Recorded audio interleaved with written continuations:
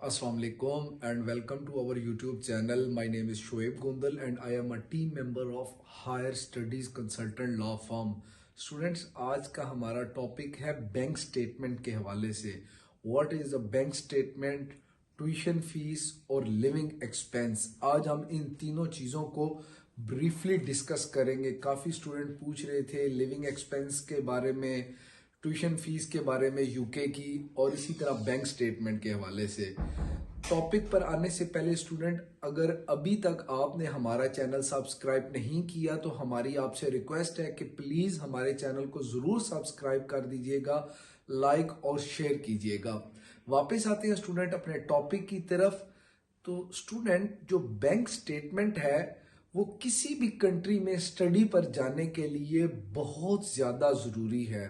इसके बगैर आप किसी भी कंट्री में स्टडी वीज़ा पर नहीं जा सकते. जब तक आपकी बैंक स्टेटमेंट, आपके सोर्स ऑफ फंड्स ये कंप्लीट नहीं होंगे, आपको स्टडी वीज़ा किसी भी कंट्री का, चाहे वो अमेरिका हो, कनाडा हो, UK, USA, Italy, France, Germany, कोई भी कंट्री हो, जब तक आप बैंक स्टेटमेंट शो नहीं करवाएंगे आपको वीज़ा नहीं मिलेगा.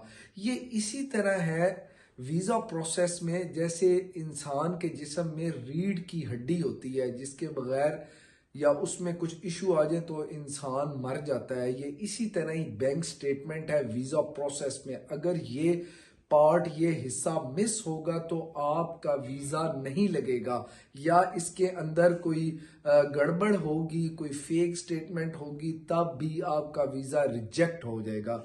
आज हम स्टूडेंट यूके की बैंक स्टेटमेंट को डिस्कस करने लगे हैं कि बैंक स्टेटमेंट एक्चुअली है क्या. तो आपको बताते चले स्टूडेंट, बैंक स्टेटमेंट जो है वो दो चीज़ों का नाम है. यूके या कोई भी कंट्री ये देखना चाहती है कि आप उसके कंट्री में पढ़ने आ रहे हैं, क्या आपके पास इतने सोर्स ऑफ फंड्स हैं कि आप वहाँ पढ़ सकें, या फिर सिर्फ आप वहाँ पर काम करने आ रहे हैं और उनकी मईशत पर एक बोझ बनेंगे. तो इसलिए हर कंट्री ये देखना चाहता है कि क्या जो स्टूडेंट उसके मुल्क में आ रहा है, क्या वो इतने सोर्स ऑफ इनकम रखता है कि वो अपनी स्टडी का एक्सपेंस उठा सकेगा. तो स्टूडेंट, उसके लिए बैंक स्टेटमेंट का होना, उनको शो करवानी बहुत ज़रूरी होती है, जिसमें आपको फिर बताएं, नंबर 1 ट्यूशन फीस होती है, नंबर 2 लिविंग एक्सपेंस, और सम टाइम हेल्थ इंश्योरेंस भी होता है. स्टूडेंट, ट्यूशन फीस ये वो फीस होती है जो आपने अपनी यूनिवर्सिटी या कॉलेज को पे करनी होती है. जैसे हम यूके की बात करते हैं, जैसे कि यूके में अगर आप अंडर ग्रेजुएट डिग्री में एडमिशन लेंगे तो आपकी ट्यूशन फीस जो है वो 14,000 से 15,000 पाउंड के राउंड अबाउट होगी. इसी तरह अगर आप मास्टर डिग्री में एडमिशन लेंगे तो आपकी 17,000 पाउंड होगी. आपको पता है यूके में मास्टर डिग्री 1 साल की है, सिर्फ जो रिसर्च में मास्टर है वो है 1.5 साल का. इसी तरह स्टूडेंट पीएचडी डिग्री में ये भी तकरीबन, अगर आपका स्कॉलरशिप नहीं लगता तो ये भी इतनी ही फीस होगी. और पीएचडी भी आपको पता है यूके में जितने है, 1 साल का है या 3 साल का है. तो स्टूडेंट, ये आपकी ट्यूशन फीस है, ये तो मुकम्मल होगी. नंबर 2 आपके लिविंग एक्सपेंस है. ये दो चीजें, tuition fees plus living expense, ये आपको शो करवाने होते हैं अपनी बैंक स्टेटमेंट में यूके जाने के लिए, कि देखें मेरे पास मेरी ट्यूशन फीस भी है, मेरे पास मेरे लिविंग एक्सपेंस भी है, तो ये मेरी बैंक स्टेटमेंट है, मैं ये बैंक स्टेटमेंट शो करवा रहा हूं और मैं यहां से ही अपने तमाम एक्सपेंस करूंगा क्योंकि मेरे पास इतने पैसे मौजूद है. स्टूडेंट, जो आपके लिविंग एक्सपेंस है, अगर तो आप में लंदन में रह रहे हैं तो वो as compared to other cities वो थोड़े एक्सपेंसिव होंगे. वो आपके 9 माह के, क्योंकि यूके 9 माह के लिविंग एक्सपेंस मांगता है. तो स्टूडेंट, ये लिविंग एक्सपेंस बनते हैं आपके, अगर आप लंदन में रह रहे हैं तो ये बनेंगे 13,000 पाउंड से 14,000 पाउंड तक. ये आपके लिविंग एक्सपेंस बनेंगे 1 साल के, जो आपको शो करवाना पड़ेंगे अपनी बैंक स्टेटमेंट में।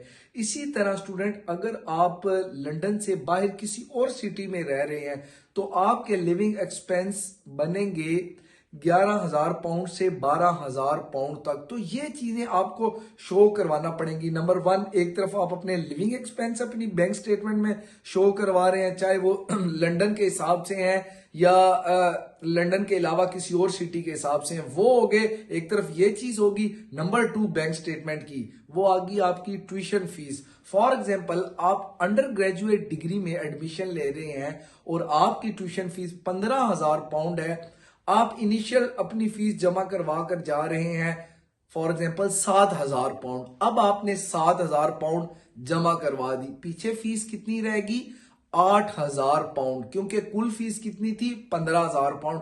अब आपको अपनी बैंक स्टेटमेंट में वो 8,000 पाउंड प्लस आपकी हेल्थ आपके जो लिविंग एक्सपेंस हैं 8,000 पाउंड और वो लिविंग एक्सपेंस, ये दो चीजें आपको अपनी बैंक स्टेटमेंट में यूके की शो करवाना पड़ेंगे, जिससे उन्हें पता चलेगा कि हाँ, ये स्टूडेंट, इसके इतने सोर्स ऑफ इनकम हैं कि ये यहां पर आके अपने एक्सपेंस बर्दाश्त कर सकता है। तो ये जब दो चीजें आप शो करवा देंगे यूके को या किसी भी कंट्री को, जो आपकी रिमेनिंग फीस होगी और आपके प्लस लिविंग एक्सपेंस या हेल्थ सरचार्ज, ये जब भी आप किसी कंट्री को शो करवा देंगे तो वो मुकम्मल हो जाएगी कि ये है आपकी बैंक स्टेटमेंट। तो यूके में आपको पता है कि 28 कंसेक्टिव डे, 28 कंसेक्टिव डे की बैंक स्टेटमेंट चाहिए होती है, वो आपको शो करवानी होती है। Remaining fees plus living expense, ये दो चीजें जब आप शो करवा देंगे 28 दिन में, तो ये मुकम्मल आपकी हो जाएगी बैंक स्टेटमेंट। तो फिर स्टूडेंट आप आराम से किसी भी कंट्री में जा सकते हैं, चाहे यूके जाएं, ऑस्ट्रेलिया, कनाडा या यूएसए जाएं। जब आपकी ये दोनों चीजें, बैंक स्टेटमेंट आपकी पूरी हो जाएगी, तो आप किसी भी कंट्री में जा सकते हैं। तो स्टूडेंट, बहुत इंपॉर्टेंट टॉपिक था बैंक स्टेटमेंट के हवाले से। हमने कोशिश की आपको आसान लफ्जों में बैंक स्टेटमेंट समझा दें। तो अगर आपको हमारा टॉपिक पसंद आया है, लाइक और शेयर कीजिएगा। टॉपिक के हवाले से कोई कंफ्यूजन हो रही हो कहीं भी, या किसी भी हवाले से, यूके के स्टडी वीजा के हवाले से कोई कंफ्यूजन हो, तो वो आप हमसे कमेंट सेक्शन में पूछ सकते हैं। बहुत शुक्रिया।